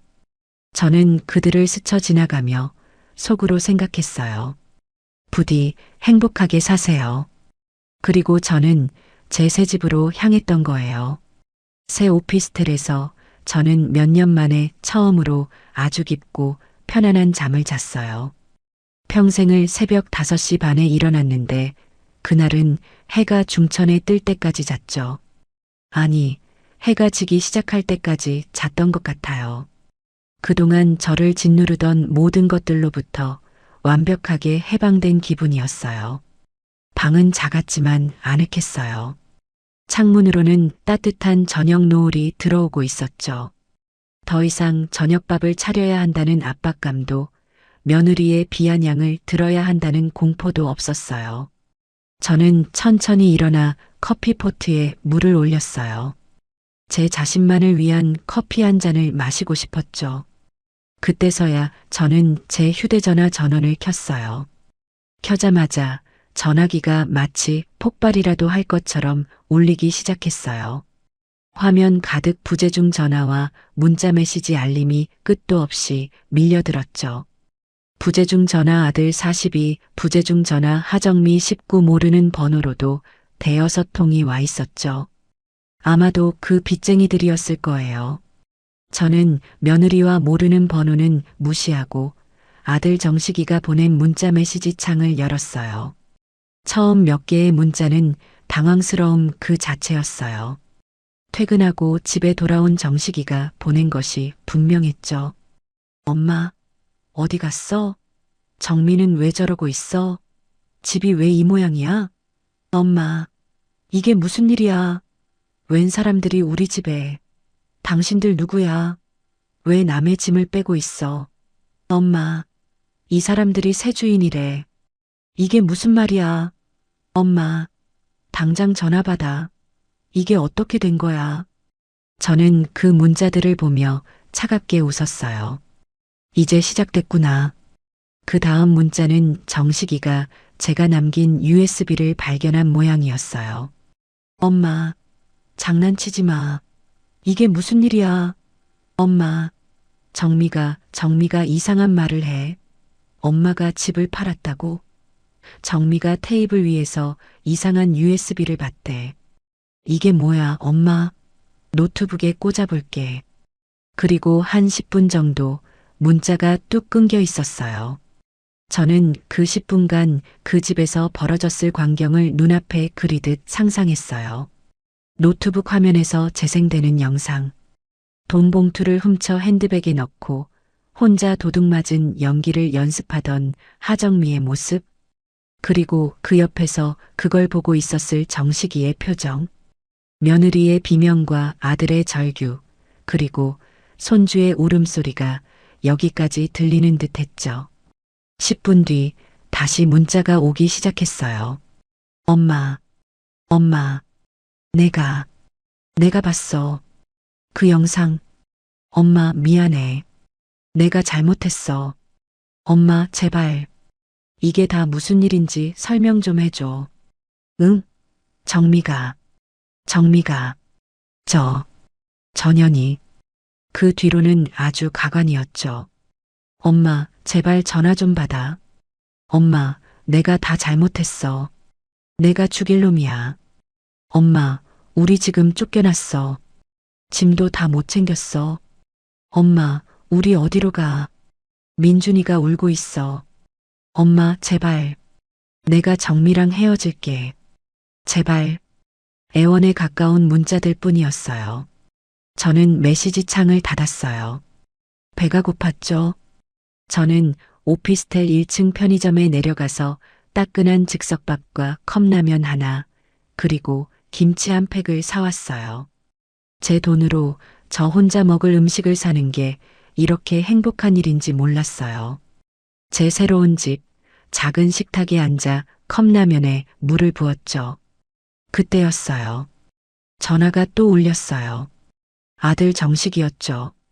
저는 3분 동안 익어야 할 컵라면 뚜껑을 덮어두고 통화 버튼을 눌렀어요. 수화기 너머는 그야말로 아수라장이었어요. 아들의 절규와 며느리의 악다구니, 그리고 차들이 쌩쌩 달리는 시끄러운 소리가 뒤섞여 들려왔어요.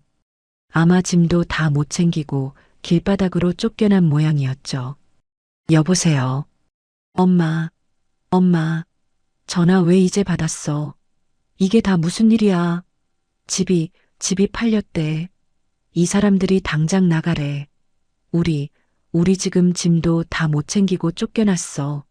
엄마, 이게 어떻게 된 거야? 아들 녀석이 울부짖더군요. 저는 아주 차분하게 라면 뚜껑이 잘 닫혔는지 확인하며 대답했어요. 아, 그 집? 엄마, 내 집이니까 내가 팔았지. 무슨 문제라도 있니? 뭐라고요?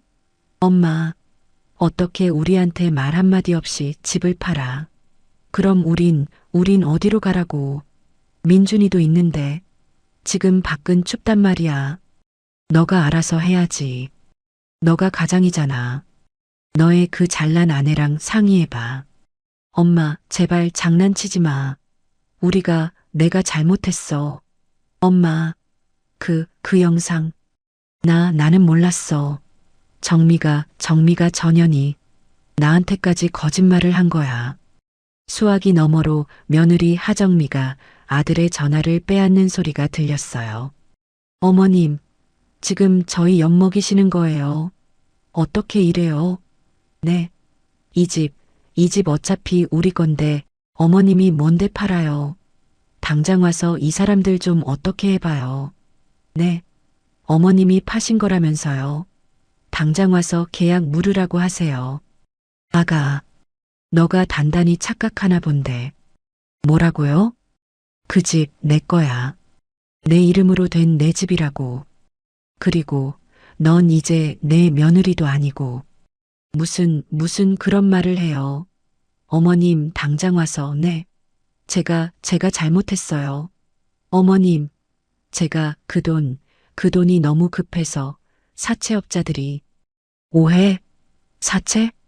제가 차갑게 웃자 며느리가 악을 썼어요. 그래요. 다 어머님 때문이야. 어머님이 먼저 저한테 진명이 안 넘겨주셨잖아요. 어머님이 다 자초한 일이라고요.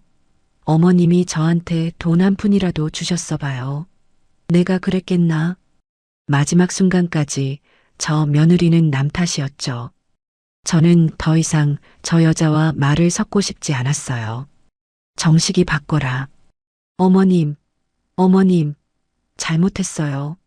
제가 무릎이라도 꿇을게요. 네, 제발. 저 사채업자들한테 쫓기고 있단 말이에요. 어머님, 돈 좀 주세요. 집 판 돈 있으시잖아요. 정식이 바꾸라고 했다. 잠시 후 다시 아들 정식이의 울음 섞인 목소리가 들려왔어요. 엄마, 내가 잘못했어. 내가 정미 말만 듣고 엄마, 내가 100번 1000번 잘못했어. 제발 한 번만 용서해줘. 응? 내가 정미랑 당장 이혼할게. 이혼하고 민준이랑 둘이 엄마한테 갈게. 그러니까 제발 우리 좀 살려줘. 우리 길바닥에서 얼어 죽게 생겼어. 엄마. 정식아. 응. 엄마. 말만 해. 내가 다 할게. 라면 불겠다. 뭐라고요? 라면이 분다고. 너 때문에 밥을 못 먹겠네. 라면이 다 불어 터지겠다고. 엄마, 지금 농담할 때가 아니야. 우리 밥이 문제가 아니라 잘 곳이 없다고. 민준이가 울고 있단 말이야. 민준이? 저는 컵라면 뚜껑을 열었어요. 아주 알맞게 잘 익었더군요. 정식아, 넌 끝까지 너만 생각하는구나. 그리고 이제 와서 민준이를 팔아? 엄마, 그게 무슨 말이야. 넌 나한테 단 한 번도 진심으로 사과한 적이 없어. 내가 도둑으로 몰렸을 때도 넌 날 믿지 않았지. 그저 너의 가정이 시끄러워지는 게 싫었을 뿐이야. 안 그러니? 아들 녀석은 아무 대답도 못했어요. 지금도 마찬가지야. 너가 나한테 미안한 게 아니라 너가 잘 곳이 없어서 이러는 거잖아. 아니야, 엄마. 진짜 아니야. 나 정말 후회하고 있어. 엄마, 늦었다. 정식아. 저는 면발을 한 젓가락 크게 집어 올렸어요. 김치도 한 조각 얹었죠. 나는 너 같은 아들 둔 적 없어. 그리고 다시는 너희 얼굴 보고 싶지 않네. 그 사채업자들한테 쫓기든 길바닥에서 얼어 죽든 그건 너희가 자초한 일이야. 나 찾지 마라. 엄마, 엄마 안 돼. 끊지 마. 엄마, 여보세요. 엄마. 저는 통화 종료 버튼을 눌렀어요. 시끄러운 소리가 사라지니 세상이 다 조용해졌어요. 저는 망설임 없이 휴대전화 연락처로 들어가 아들, 며느리 하정미 두 개의 이름을 삭제했어요. 그리고 그 번호들을 차단 목록에 넣었죠. 휴대전화 전원을 아예 꺼버렸어요. 저는 따끈한 라면, 국물을 한 모금 마셨어요. 평생 먹어본 그 어떤 진수성찬보다 더 맛있었죠. 남편의 사진이 저를 보며 웃고 있는 것 같았어요. 여보, 나 잘했죠? 밖은 추웠지만 제가 있는 이 작은 방은 아주 따뜻했어요. 그 지옥 같던 집에서 저는 완벽하게 해방되었어요. 전화기를 꺼버린 그 방은 믿을 수 없을 만큼 고요했어요. 수화기 너머로 들리던 아들의 절규와 며느리의 악다구니가 거짓말처럼 사라졌죠. 저는 방금 먹은 컵라면 용기를 깨끗이 헹궈 분리수거 통에 넣었어요. 그 집에서는 상상도 못할 일이었죠. 하정미는 자기가 먹은 배달음식 쓰레기 하나 제 손으로 버린 적이 없었으니까요. 저는 따뜻한 물로 샤워를 했어요. 그 집의 낡은 욕실이 아니라 반짝거리는 새 타일이 깔린 깨끗한 샤워부스에서요. 샴푸 향이 이렇게 향긋했는지 새삼 깨달았어요. 그 집에서는 늘 락스 냄새와 하수구 냄새가 섞여 코를 찔렀거든요. 푹신한 새 침대에 누워 저는 남편이 죽은 이후 처음으로 그 어떤 걱정이나 두려움 없이 잠이 들었어요. 다음 날 아침 저를 깨운 건 알람 소리가 아니었어요. 창문 틈으로 스며드는 따뜻한 햇살이었죠. 평생을 새벽 5시 반에 일어났는데 눈을 떠보니 9시가 다 된 시간이었어요. 늦잠을 잤다는 죄책감 대신 이렇게 여유로워도 되나 싶은 행복감이 밀려왔어요. 저는 서두를 필요가 없었어요. 누구의 아침밥도 차릴 필요가 없었고 누구의 눈치도 볼 필요가 없었죠. 천천히 일어나 어제 사둔 새 원두로 커피를 내렸어요. 향긋한 커피 향이 작은 방을 가득 채웠죠. 이게 사는 거구나. 저는 그제야 제가 그동안 지옥에 살았다는 걸 깨달았어요. 오전 내내 저는 꺼뒀던 전화기를 켜지 않았어요. 대신 밖으로 나갔죠. 그동안 입었던 칙칙하고 때가 잘 타는 옷들 대신 백화점에 가서 제 돈으로 화사한 꽃무늬가 그려진 원피스와 편안한 가디건을 샀어요.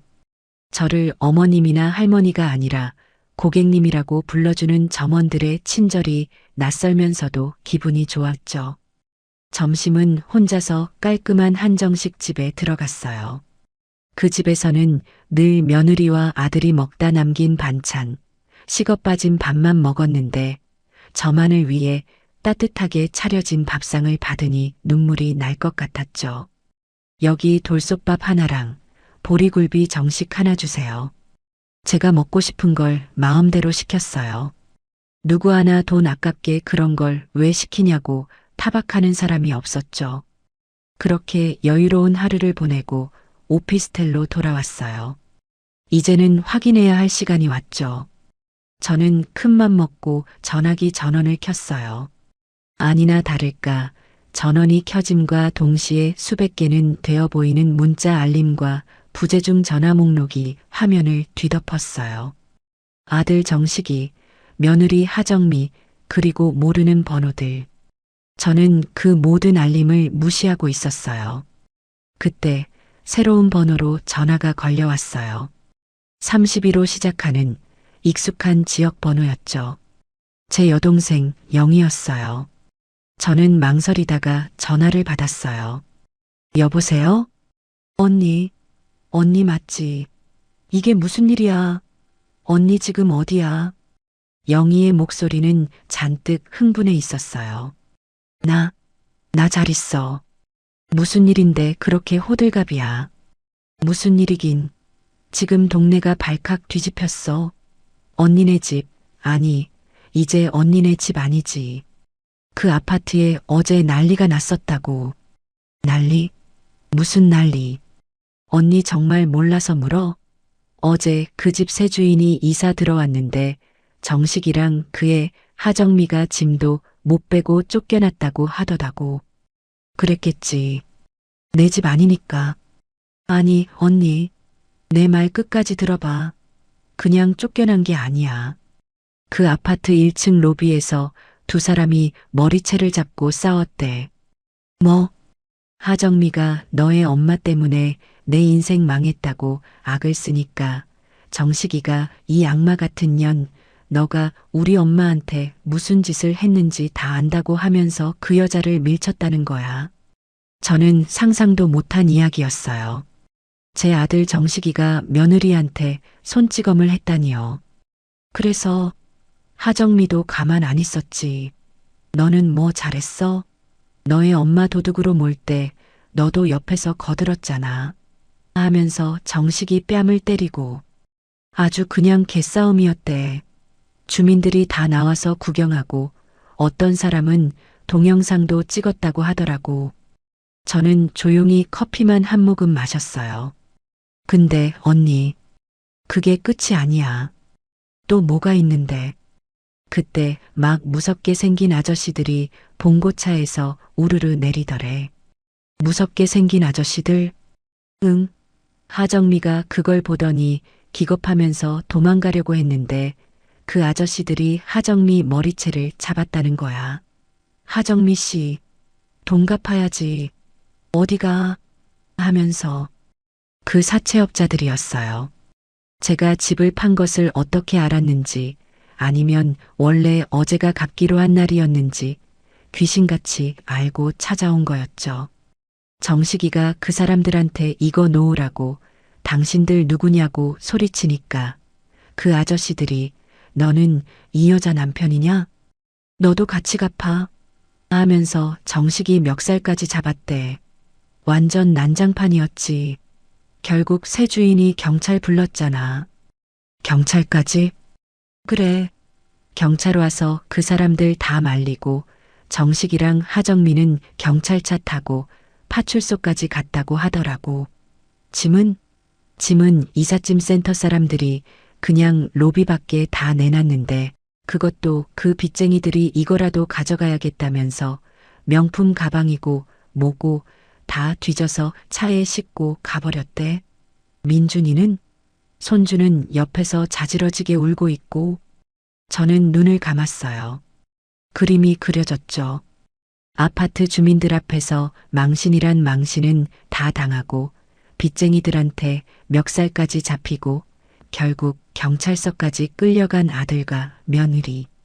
그래서 걔들 어떻게 됐대? 나도 몰라. 파출소에서 조사는 받고 풀려났겠지만 당장 갈 데가 있겠어? 정식이도 핸드폰 붙들고 엄마 하면서 울기만 하더래. 언니. 근데 언니가 판집한 돈은 괜찮아? 걔들이 언니 통장 알면. 걱정 마라. 내가 그럴 줄 알고 다 손 써놨어. 영희야. 응, 언니. 너 혹시라도 정식이한테서 연락 와도 절대 나 있는 곳 말하면 안 된다. 나한테 그런 아들, 그런 며느리 없어. 언니 그래도 정식이가 내 말 못 들었어? 한 번만 더 정식이 편드는 소리 하면 너랑도 인연 끊을 거야. 알겠니? 제 단호한 목소리에 영희가 기가 죽었는지 알았어. 언니. 알았어. 몸 조심해. 하고는 전화를 끊었어요. 저는 영희의 번호도 차단했어요. 혹시라도 아들 녀석의 닥달에 못 이겨 제 소식을 전할까 봐요. 저는 완벽하게 혼자가 되었어요. 그리고 그 사실이 눈물 나게 행복했어요. 그 후로 며칠간은 정말 평화로웠어요. 저는 제 새 보금자리에서 저만의 시간을 보냈죠. 아침에 일어나 커피를 마시고 동네 도서관에 가서 평생 읽고 싶었던 소설책들을 빌려다 읽었어요. 저녁에는 맛있는 걸 해먹고 텔레비전을 보다가 스르르 잠이 들었죠. 저를 괴롭히는 사람은 아무도 없었어요. 이제 제 미래를 계획해야 했어요. 저는 집을 판 돈이 들어있는 주 통장을 해지하고 여러 은행에 나눠서 안전하게 예치했어요. 그리고 그 돈의 일부로 제 평생의 꿈이었던 작은 가게를 하나 얻기로 마음먹었죠. 저는 부동산을 통해 조용한 주택가 골목에 있는 작은 상가를 알아보기 시작했어요. 사장님, 저는 큰 거 필요 없어요. 그냥 테이블 4대 놓고 제가 좋아하는 커피랑 쌍화차 같은 거 끓여 팔 수 있는 작은 공간이면 돼요. 아이고, 사모님. 요즘 그런 가게 찾으시는 분들 많아요. 마침 작고 예쁜 가게가 하나 나왔는데 한번 보시겠어요? 그렇게 며칠 동안 발품을 팔았어요. 그러던 어느 날이었죠. 은행에 들러서 통장 정리를 마저 하고 나오는데 기분이 이상했어요. 누군가가 저를 따라오는 것 같은 느낌이었죠. 설마. 저는 애써 고개를 저으며 발걸음을 재촉했어요. 하지만 그 시선은 집요하게 저를 따라붙었어요. 저는 두려운 마음에 오피스텔 1층에 도착하자마자 경비 아저씨에게 누가 저를 따라오는 것 같다고 말하려던 참이었죠. 그때였어요. 엄마. 제 등 뒤에서 지옥에서나 들을 법한 그 목소리가 들렸어요. 아들, 고정식이었어요. 저는 그 자리에 얼어붙었어요. 뒤를 돌아보자 며칠 사이에 완전히 다른 사람이 되어버린 정식이가 서 있었죠. 면도도 못해서 수염은 덥수룩하고 며칠은 못 감은 듯한 머리는 떡이 져 있었어요. 값비싼 양복만 입던 녀석이 어디서 주워 입었는지 후줄근한 점퍼 차림이었죠. 눈은 퀭하니 들어가서 핏발이 서 있었어요. 엄마 맞지? 엄마, 나야, 정식이야. 정식이가 저를 향해 달려오려고 했어요. 저는 저도 모르게 뒷걸음질 쳤죠. 오지 마. 너가 여길 어떻게. 엄마. 내가 며칠 동안 엄마 찾으려고 은행 앞에서 매일 기다렸어. 엄마가 이 근처 은행 오실 것 같아서. 제 예상대로였어요. 저 녀석은 제 돈을 노리고 은행 앞에서 잠복하고 있었던 거예요. 엄마, 내가 잘못했어. 엄마, 내가 정말 죽을 죄를 졌어. 정식이가 제 앞에 쿵소리가 나게 무릎을 꿇었어요. 오피스텔 로비를 지나가던 사람들이 무슨 일인가 싶어 저희를 쳐다봤죠. 엄마, 제발 나 좀 용서해줘. 응? 내가 그년 말만 듣고 엄마를 그렇게 해. 녀석이 바닥에 머리를 찌우며 울기 시작했어요. 일어나. 남들 보잖아. 아니, 엄마. 나 용서해 주기 전까지 안 일어나? 못 일어나? 엄마, 나 정말 죽을 것 같아. 엄마 없으니까 나 아무것도 못하겠어. 그래서 그 빚쟁이 며느리는 어쩌고. 도망갔어. 도망가? 응. 그날 경찰서에서 풀려나자마자 나한테 이혼 서류 던지고 도망갔어. 사채업자들이 정미 친정까지 다 뒤집어 놨나 봐. 정미 부모님도 너 같은 딸 둔 적 없다고 다 도망갔어. 나 이혼했어, 엄마. 그 악마 같은 년이랑 끝났다고. 정식이는 마치 자기가 큰일이라도 해낸 것처럼 소리쳤어요. 그래서 나한테 뭘 바라는 거니? 이혼 축하라도 해줄까? 엄마 제발 나 지금 갈 데가 없어. 그날 쫓겨나고 찜질방이랑 여관 전전하고 있어. 돈도 다 떨어졌어. 회사에서도 며칠 못 나갔더니 잘렸어. 정식이가 제 바짓가랑이를 붙잡고 애원했어요. 엄마, 엄마 돈 많잖아. 집 판 돈 그거 다 엄마 거잖아. 나 딱 1,000만 원만 아니 500만 원만 줘. 그럼 나 정말 새 사람 될게. 엄마. 저는 제 바지를 붙잡은 녀석의 손을 차갑게 내려다봤어요. 손 놔. 엄마. 손 놓으라고 했다. 싫어. 엄마가 나 용서해 줄 때까지 안 놔. 엄마, 나 혼자가 아니야. 민준이도 같이 있어. 그때였어요. 정식이가 로비 구석에 숨어 있던 아이를 불렀어요. 민준아, 이리 와. 할머니한테 인사드려. 손주 민준이가 겁에 질린 얼굴로 걸어 나왔어요. 그 예쁘던 아이가 며칠 만에 꾀재재한 몰골이 되어 있었죠. 얼굴에는 눈물 자국이 가득했고 입고 있는 옷도 때가 절어 있었어요. 할머니, 민준이가 저를 보며 울먹였어요. 정식이가 민준이를 제 앞으로 떠밀었어요. 엄마, 봐, 민준이야. 엄마 손주. 엄마, 민준이 불쌍하지도 않아? 제 며칠째 밥도 제대로 못 먹었어. 엄마, 나는 괜찮아. 나는 길바닥에서 굶어 죽어도 괜찮은데. 우리 민준이는 살려야 할 거 아니야. 엄마, 제발 민준이 봐서라도 우리 좀 걷어줘. 응? 나 정말 엄마 말 잘 들을게. 엄마 시키는 대로 다 할게. 응? 제 아들 녀석은 마지막 순간까지 자기 아들을 방패막이로 내세웠어요. 제 가장 약한 고리를 파고들었죠. 저는 민준이를 가만히 내려다봤어요. 아이는 그저 무서운지 아빠 뒤에 숨으려고만 했죠. 저는 그 아이의 눈을 보며 며칠 전 그날을 떠올렸어요. 할머니 저리 가. 도둑이야. 저한테 그렇게 소리치던 그 목소리. 저는 주머니에서 휴대전화를 꺼냈어요. 정식이가 제발 돈이라도 보내주려는 줄 알았는지 기대에 찬 눈으로 저를 쳐다봤죠. 저는 휴대전화로 1층 경비실 번호를 눌렀어요. 경비 아저씨, 저 805호인데요. 네, 사모님. 무슨 일이십니까? 지금 제 아들이라고 주장하는 웬 남자가 제 아들 아니에요. 웬 남자가 어린애까지 데리고 와서 로비에서 저를 괴롭히고 있어요. 돈 달라고 협박하고 있어요. 당장 이 사람들 좀 끌어내 주세요. 네, 네, 알겠습니다. 당장 가겠습니다. 정식이가 제 말을 듣고는 얼굴이 하얗게 질렸어요. 엄마, 지금 뭐라고? 내가 아들이 아니라니. 엄마, 어떻게 나한테 이래? 너는 그날 너의 마누라 편들면서 나를 도둑으로 몰았던 그날 이미 내 아들 아니었어. 엄마. 그리고 정식아. 저는 녀석을 똑바로 쳐다봤어요. 너가 민준이를 저렇게 만든 거야. 너가 너의 아들 앞에서 너의 엄마를 도둑으로 만들었지. 너가 저 아이한테 할머니를 미워하라고 가르쳤어. 너가 자초한 일이야. 그 아이 이제 너의 책임이야. 나한테 떠넘기지 마. 경비 아저씨 두 분이 헐레벌떡 뛰어왔어요. 사모님, 괜찮으세요?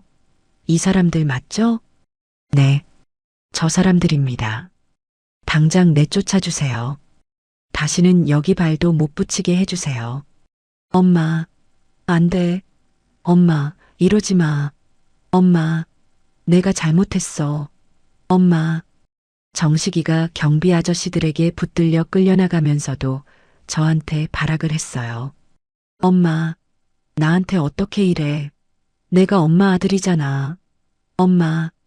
민준이는 그 옆에서 아빠, 아빠 하고 울부짖었죠. 저는 그 지옥 같은 광경을 쳐다보지도 않고 엘리베이터 버튼을 눌렀어요. 문이 열리고 저는 엘리베이터에 올라탔죠. 문이 닫히는 순간까지 정식이의 저주 섞인 고함 소리가 들려왔어요. 김영순, 너도 똑같이 당할 거야. 두고 봐. 이 나쁜 년. 제 아들 입에서 저를 향해 나온 마지막 말이었어요. 엘리베이터 문이 닫히고 저는 8층 버튼을 눌렀어요. 눈물이 나오지 않았어요. 그저 아주 오랫동안 앓던 이가 빠진 것처럼 시원하고도 씁쓸한 기분이었죠. 그날 밤 저는 잠을 설쳤어요. 물론 그 녀석이 불쌍해서는 아니었어요. 또 찾아오면 어떡하지 하는 불안감 때문이었죠. 다음 날 저는 부동산 사장님께 전화를 걸었어요. 사장님, 저 아무래도 안 되겠어요. 제가 지금 사는 이 오피스텔 혹시 단기로 내놓을 수 있을까요? 네. 사모님, 무슨 일 있으세요? 거기 입주하신 지 일주일도 안 됐잖아요. 사정이 좀 생겼어요. 저는 아예 다른 동네로 가고 싶어요. 아무도 저를 모르는 곳으로요. 일은 생각보다 빨리 진행됐어요. 제 오피스텔은 워낙 조건이 좋아서 바로 다음 세입자가 구해졌죠. 저는 그 길로 짐을 쌌어요. 라고 해봤자 낡은 가방 하나가 전부였지만요. 저는 아예 서울을 떠나기로 마음먹었어요. 사장님, 저기 강원도나 아니면 바닷가 근처에 조용한 동네에 나온 작은 가게 자리 없을까요? 방 하나 딸려 있으면 더 좋고요. 아이고, 사모님. 마침 속초 쪽에 아주 예쁜 가게가 하나 나왔어요. 원래 어떤 젊은 부부가 카페 하려다가 사정이 생겨서 급하게 내놓은 건데 시설도 다 되어 있고요. 저는 그날 바로 속초로 가는 버스를 탔어요. 아무에게도 말하지 않았죠. 휴대전화 번호도 그 길로 바로 해지하고 새 번호로 바꿨어요. 속초에 도착해 그 가게를 본 순간 저는 바로 마음을 정했어요. 바다가 바로 내다보이는 작은 언덕 위에 하얀색으로 칠해진 아담한 1층짜리 가게였어요. 안쪽에는 제가 딱 눕기 좋은 작은 방도 하나 딸려 있었죠. 저는 그 자리에서 바로 계약했어요. 제 남은 인생을 보낼 곳으로 완벽했죠. 그 다음 날부터 저는 완전히 새로운 삶을 시작했어요. 서울에서 샀던 화사한 원피스는 넣어두고 편안한 작업복을 사입었어요. 페인트 가게에 가서 직접 페인트도 사왔죠.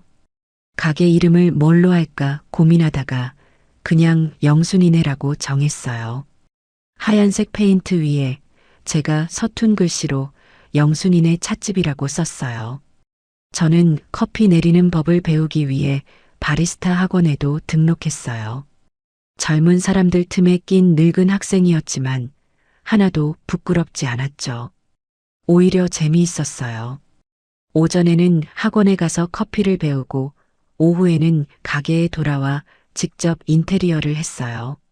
작은 화분들을 사다 창가에 늘어놓고 폭신한 방석도 사다 놓았죠.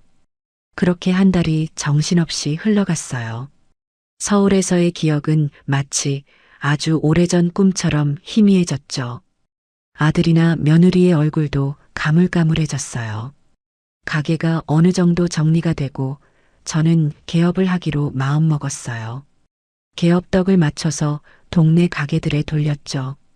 안녕하세요. 이번에 새로 찻집 연 김영순입니다. 잘 부탁드립니다. 동네 사람들은 모두 인심이 좋았어요. 아이고, 사장님, 혼자 하시는 거예요? 힘드시겠다. 우리가 많이 팔아드릴게. 사모님이나 어머님이 아닌 사장님이라는 호칭이 제법 마음에 들었어요.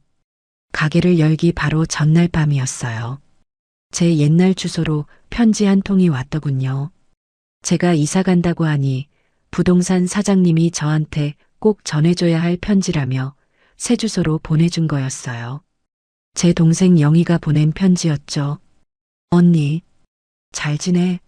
언니가 그렇게 속초로 훌쩍 떠나버리고 나는 언니가 죽은 건 아닌지 얼마나 걱정했는지 몰라. 부동산 사장님한테 사정사정해서 언니한테 이 편지 꼭 좀 전해달라고 했어. 언니한테 정식이 소식 전하지 말라고 했는데 그래도 이건 언니가 알아야 할 것 같아서. 정식이 걔 그날 언니 오피스텔에서 쫓겨나고 나서 정말 갈 데가 없었나 봐. 민준이 데리고 며칠을 찜질방에서 자다가 그것도 돈이 떨어져서 결국 민준이를 하정민의 친정에 거기다 그냥 버리고 갔대. 나는 애 키울 능력 없다.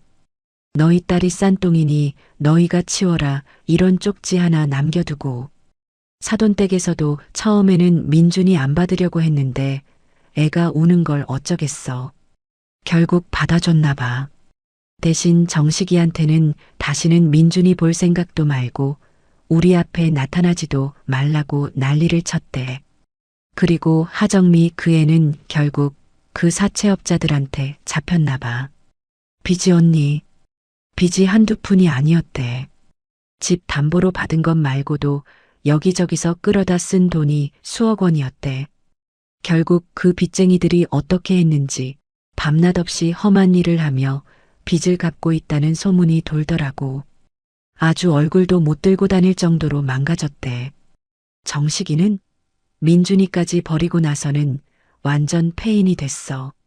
건설 현장 같은 데서 막노동하면서 하루 벌어 하루 먹고 사는데 그 돈도 다 술값으로 쓴대. 지금은 고시원에서 사는데 맨날 술에 취해서 우리 엄마가 하면서 온다고 하더라고. 언니, 나 정식이 그렇게 된 거 보니까 마음이 너무 아픈데 언니 마음은 오죽했을까 싶기도 하고. 언니, 부디 거기서는 다 잊고 행복하게 살아. 언니가 행복한 게 그 인간들한테 제일 큰 복수일 거야. 보고 싶다, 우리 언니. 영희가. 저는 편지를 조용히 접었어요. 눈물이 나지 않았어요. 그저 그렇게 됐구나 하는 생각뿐이었죠. 그들이 어떤 지옥에서 살든 그건 이제 제 알 바가 아니었어요.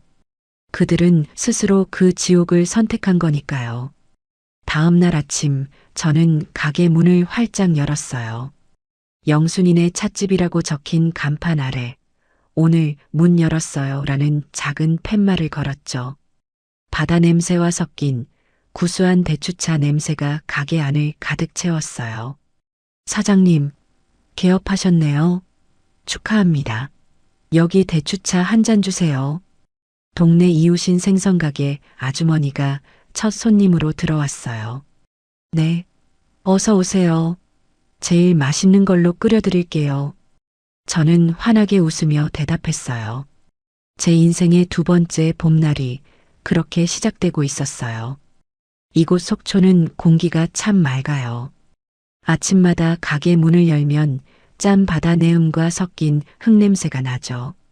제가 직접 끓이는 대추차 냄새가 이 작은 가게를 채울 때면 아, 내가 정말 살아있구나 하는 생각을 해요. 불과 몇 달 전만 해도 저는 제 이름조차 잊고 도둑으로 살았는데 말이죠.